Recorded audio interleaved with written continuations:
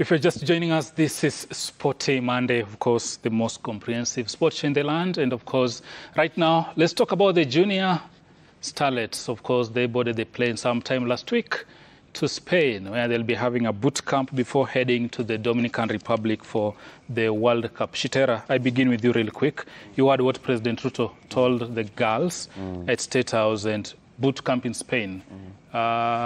Is it the best approach? Will that help them as they go to the World Cup? Yeah, it's the best approach, and I would really want to thank the government for the much they are doing to help these girls realize their dream.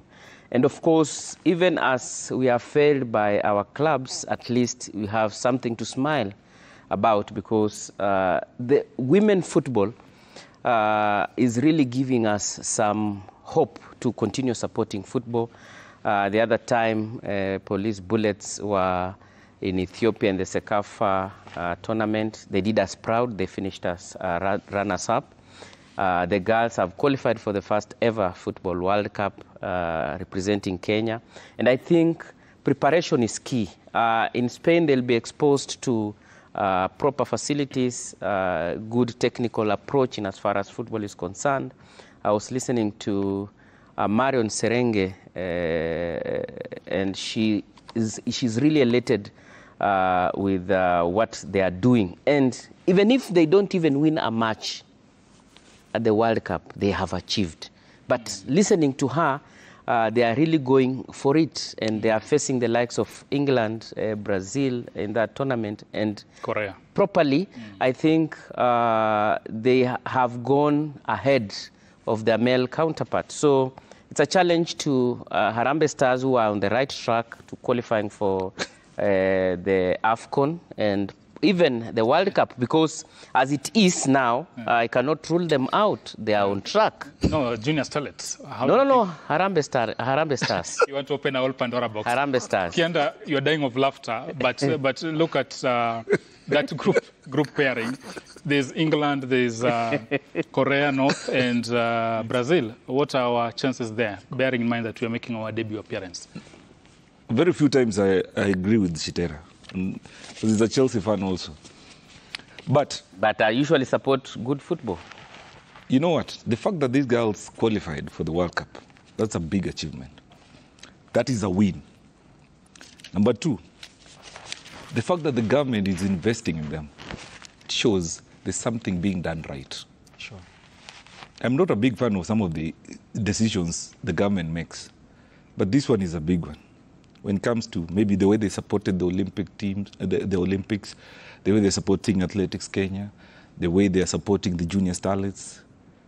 You can only attract such kind of support if you're heading in the right direction.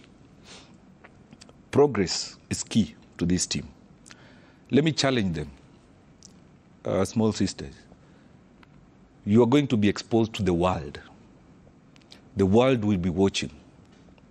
And we're also going to be watching big time.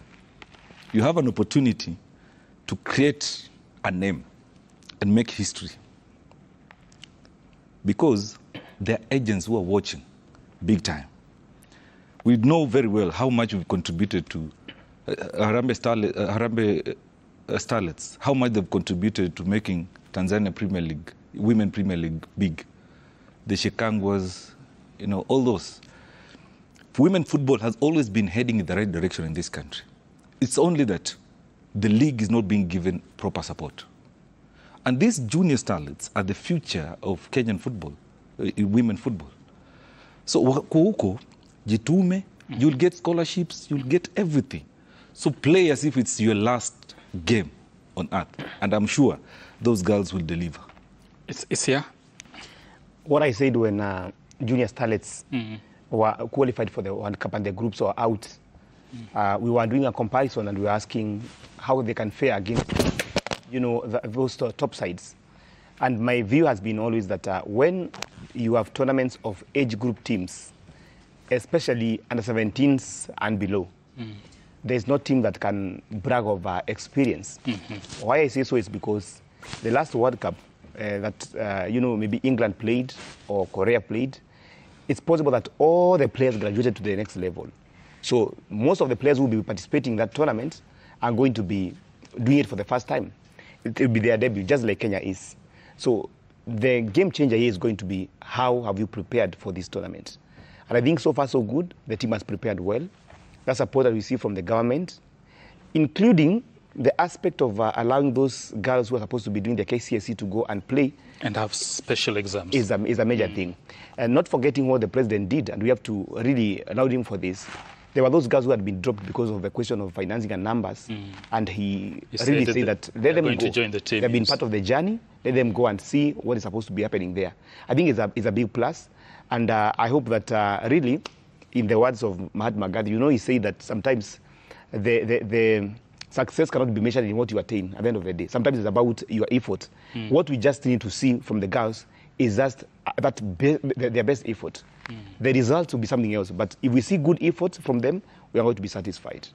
Giorgio, talk to the aspect of the motivation this has or will do to the girl child, having 17-year-olds go to the World Cup, the very first Kenyan football team to attain such a feat. Well, these girls are well motivated.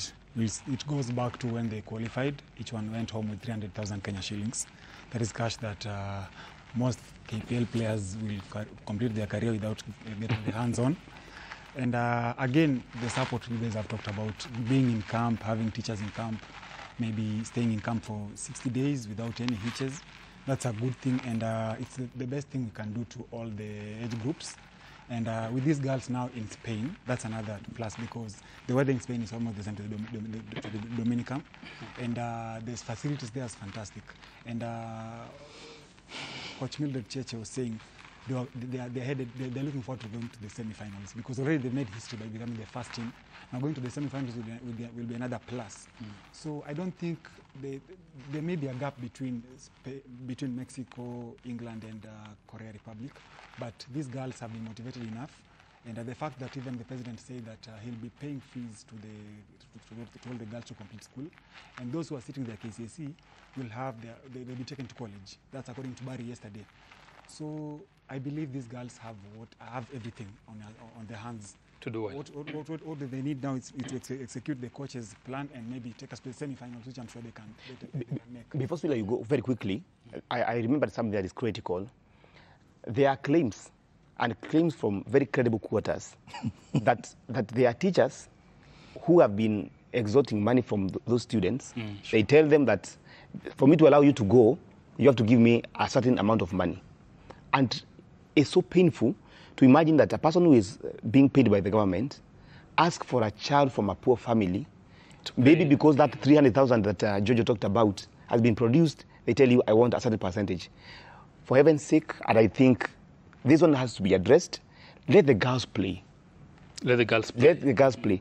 And let people be responsible, because I want to believe, some of these teachers have had stellar careers, and they can just spoil them just because of that greed. Please. Absolutely. It's time now to go to Bonn, Germany, the Bundesliga talk, and Bayern Munich.